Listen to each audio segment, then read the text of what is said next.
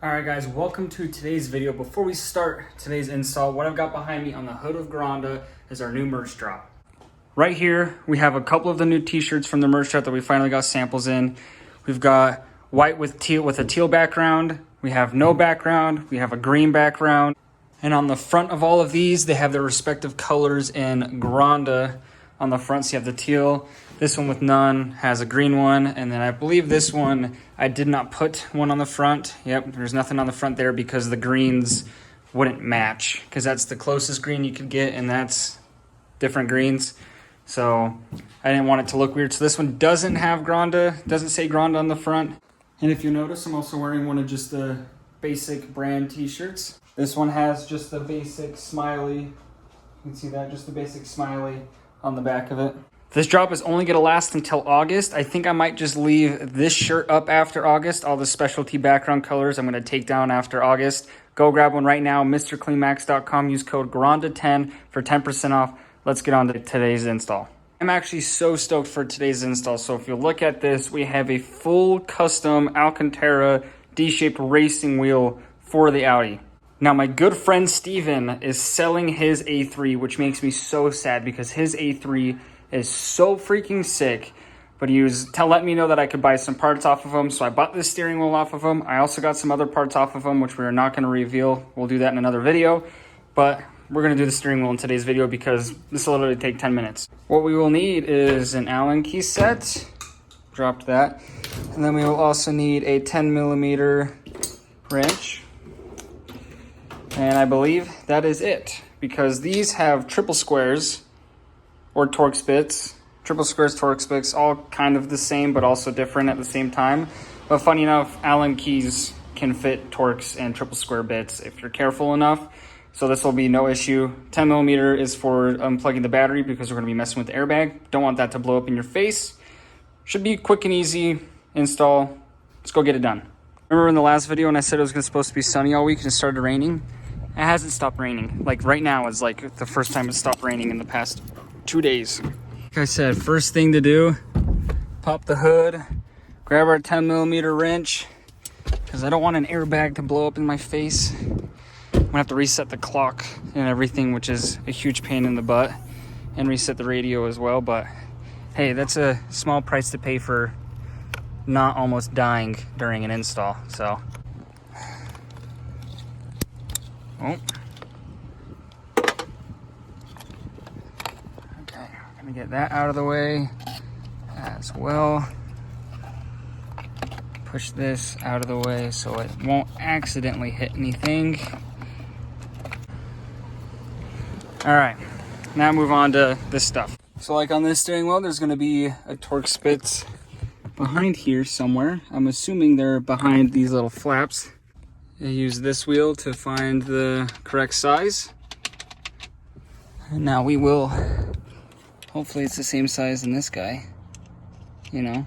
Ah, there it is. If I can hold my knee. Ah, there we go. Once those are loose, this comes out.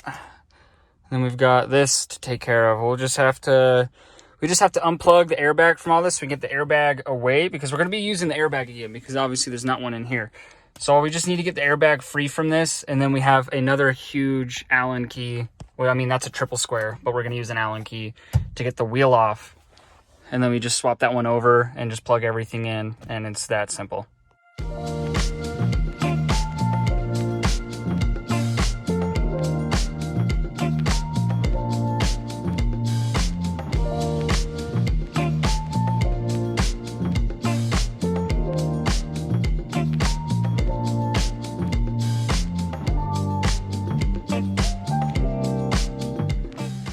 Well, I'm an idiot and forgot that this is a 3-spoke wheel and I had a stock 4-spoke wheel, so the airbag is different because it has, you know, parts for the bottom spokes and the top spokes, and it comes down all the way on the bottom because there's no spoke in the middle on the bottom. So this doesn't fit. You know, it's because of this. It doesn't fit, and then there's a gap here. So that sucks. I need to buy a full brand new airbag then if I want to use this steering wheel, which is That sucks. All right, it has literally been a week since the last clip you saw. Airbag has been delivered. I gotta go get that at some point today, but because I'm just getting back from a week-long vacation, I gotta make sure the Audi's okay. So got it right here. Anyone that watches my videos probably knows that the back wheel on this side leaks. And that's because there's a slight bend in the lip of the wheel. That's why I got them for so cheap. Right here. I've tried to fill it with silicone to get it to stop leaking, but it never works. And last time I left out of town for a week and it went flat, it sat on the sidewall, got a hole put in it by the inside barrel lip of the wheel. So yeah, I threw it on a jack. I aired it up, threw it on a jack stand, aired it back down on the jack stand, so I held the tire off the ground so that way I wouldn't have to destroy another tire. So, oh yeah, and because my air tank leaks just a little bit, there's a lot of stuff back here. Because my air tank leaks just a little bit, I'm also gonna go grab, it's probably pretty much empty right now, so I'm gonna go grab a wrench because I know where it's leaking. It's leaking from some of these parts. So I'm gonna go grab a spanner wrench, not a spanner wrench, a crescent wrench. Take that all apart, all tighten it together and put it all back in before we start filling it all up and everything. That is all fixed. So now, ship this. We'll go ahead and start it. Let's see. It says 0 PSI, that's going now. Yeah, she lives. We have received the airbag, which means we grab the wheel from the Forester. It's been so long since I've driven this thing. I need to get it out more. It's kind of annoying with this car has a leaky tire, just like the Audi, but this car doesn't have a compressor hookup to fill up the tire. So I have to use the Audi to fill up the tire. And it's so freaking annoying that I just don't do it. Rightio. So here we come in here. Set this down in here. I want to make sure the airbag fits before we go through all the trouble of doing this again. It's like a brand new airbag.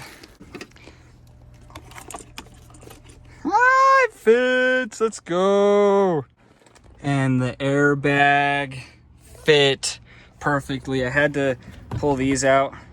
I had to pull the wiring out of this airbag and swap it over to this airbag. But I mean, just having to do that literally saved me like over $100 because the airbag with all the wiring, they wanted like almost, there was like 200 plus for an airbag with all the lighting or with all the wiring. And just swapping over the wiring from that airbag to this airbag, this airbag was like $83. So freaking hyped. Moment of truth to see if I did this right. Is the airbag going to go off when I plug this in? It did not. Let's tighten that up. Biggest test for me is going to be if all the steering wheel controls still work. So let's put the key on. We will turn on the radio. Turn that off. What I want to see is the volume to change. Oh, it still changes. And this. That worked. Sorry, I didn't even know I had that option to speak to it. Sorry. I know.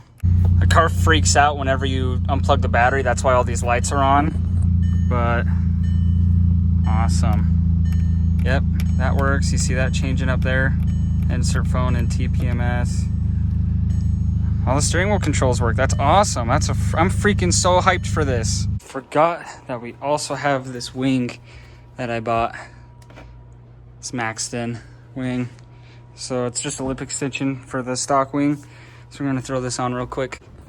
I think we're gonna get this on and let it settle for a bit, and then we're gonna go for a drive and get some driving POVs with the steering wheel. I think that looks sick. Okay, so I have been driving around with the wheel on here already for like 2 days. I'm just now having time to get out and actually film some driving clips. I really like how it feels, except you will see here in a second, for whatever reason, it's not straight. The stock wheel was straight, and there's little pinholes that guide it onto so there's literally only one way that this can go on. It can't go on different splines, and it's not straight, and so it's bothering me really bad.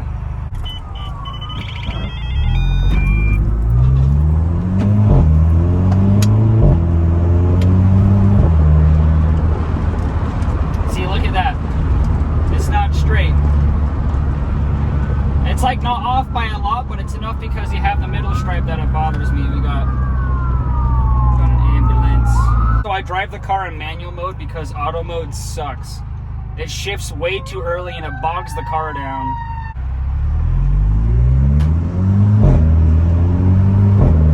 I like it. It has paddle shifters, but my car didn't have paddle shifters, so I can't add them on, so these don't do anything.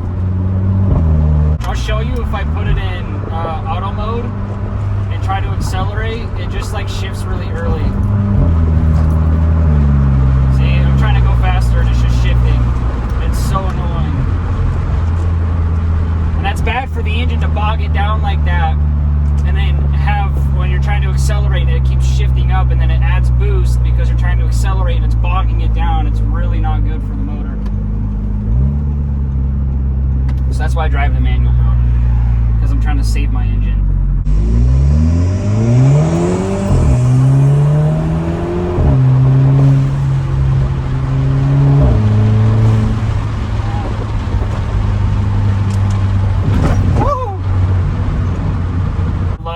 Feels though. The bolsters are really thick. I love the D shape. It's weird because I like turning like this and you grab the bottom of the D shape wheel. I love that feeling.